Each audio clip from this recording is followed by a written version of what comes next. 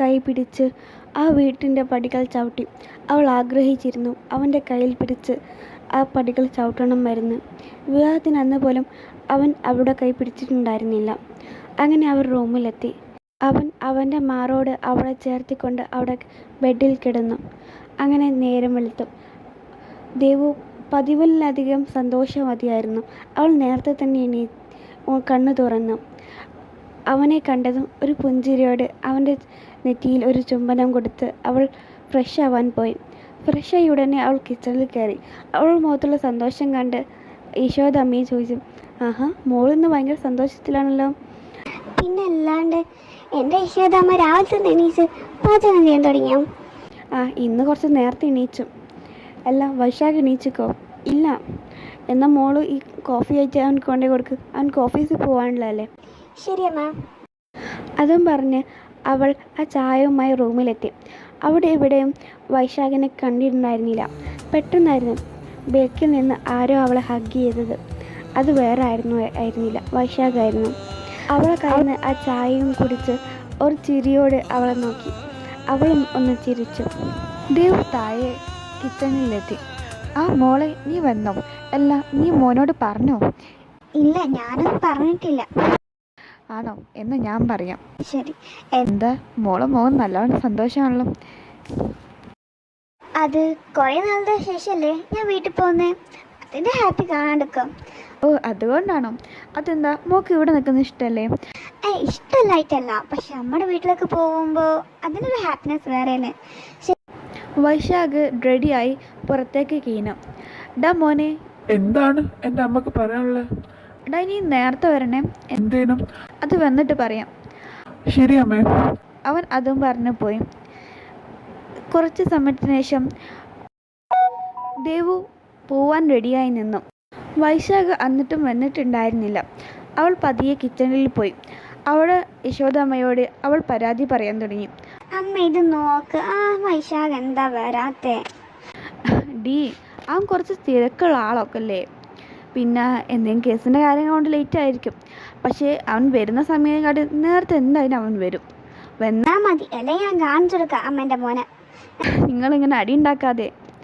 അപ്പോഴായിരുന്നു വീട്ടിൻ്റെ മുന്നിൽ ഒരു വണ്ടിയിൽ ഒച്ച കെട്ടും. അവൾ വളരെ സന്തോഷത്തിൽ അങ്ങോട്ട് ചെന്നു. അവളെയും കാത്ത് അവൾ ചെറു പുഞ്ചിരിയോട് വൈശാഖ് അവിടെ ഉണ്ടായിരുന്നു. അവൾ അവൻ്റെ പിന്നാലിൽ കയറി. അപ്പോൾ തന്നെ അമ്മയോട് യാത്രയും പറഞ്ഞ് അവിടെ നിന്നിറങ്ങി. അവൾ വളരെ സന്തോഷത്തിലായിരുന്നു. അവൻ്റെ മുറുകെ പിടിച്ച് അവൾ യാത്ര തുടർന്നു. അങ്ങനെ അവർ ഇരുവരും ദേവുവിൻ്റെ വീട്ടിലെത്തി. അവർ കാത്ത് അവിടെ ദേവുവിൻ്റെ അമ്മയും അച്ഛനും നിൽക്കുന്നുണ്ടായിരുന്നു. വാ മൂക്കളെ, വാ, ഒന്ന് കയറും. വൈശാഖിൻ്റെ തോളിൽ തട്ടി അഭിഷേക് പറഞ്ഞു. അവർ ഇരുവരും ഡൈനിങ് റൂമിലെത്തി. ഇതെന്തിനാ അമ്മ ഇത്രയും ഭക്ഷണം? ഞങ്ങൾ രണ്ടുപേരല്ലേ വരുന്നുള്ളൂ. പിന്നെ എൻ്റെ മരുമോനക്ക് എനിക്ക് കൊടുക്കണ്ടേ? നീ തിന്നില്ലെങ്കിൽ വേണ്ട. അമ്മക്ക് പണ്ടത്തെ പോലെ എന്നോട് ഒരു സ്നേഹമല്ല. എത്ര നാൾ കഴിഞ്ഞിട്ട് ഞാനൊന്ന് കാണാൻ വന്നേ, എന്നിട്ട് ഇങ്ങനാണ് വരുന്നത്. ദേവോ, നിന്റെ അമ്മ വെറുതെ പറയുന്നല്ലേ. നീ ഇന്ന് വരുന്ന കരുതിയിട്ട് നിനക്കും വൈശാഖിന് ഇഷ്ടപ്പെട്ട വിഭവങ്ങൾ ഒരുക്കുകയായിരുന്നു രാവിലെ മുതലേ ഇവിടെ പണി. ഏത് സമയത്ത് കയറിയതാണെന്നറിയോ? എനിക്കറിയില്ല എൻ്റെ അമ്മയെ, ഞാൻ പിന്നെ വെറുതെ ഒന്ന് ചൊടിപ്പിക്കാൻ. മതി കഴിക്കും രണ്ടുപേരും. ഇതാ നിങ്ങളും കഴിക്കും. അങ്ങനെ രാത്രിയായി. അവർ ഇരുവരും റൂമിലേക്ക് ചെന്നു.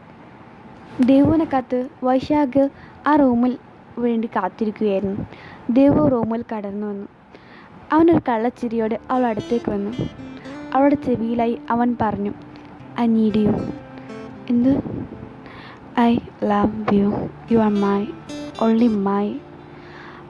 ദേവു ആഗ്രഹിച്ച വാക്കുകളായിരുന്നു അതെല്ലാം. അവൾ ഒരു നിമിഷം സ്തംഭിച്ചു പോയി. ശേഷം പറഞ്ഞു, I want you, I want my. അവർ ഇരുവരും അവരുടെ സ്വപ്ന ലോകത്തിലേക്ക്, അല്ലെങ്കിൽ അവരുടെ ജീവിതം അന്ന് മുതൽ സ്റ്റാർട്ട് ചെയ്തു. സ്വർണ്ണ കസ്തൂരി കനക കളഭങ്ങൾ കാറ്റിലുതിരുന്നുവോ?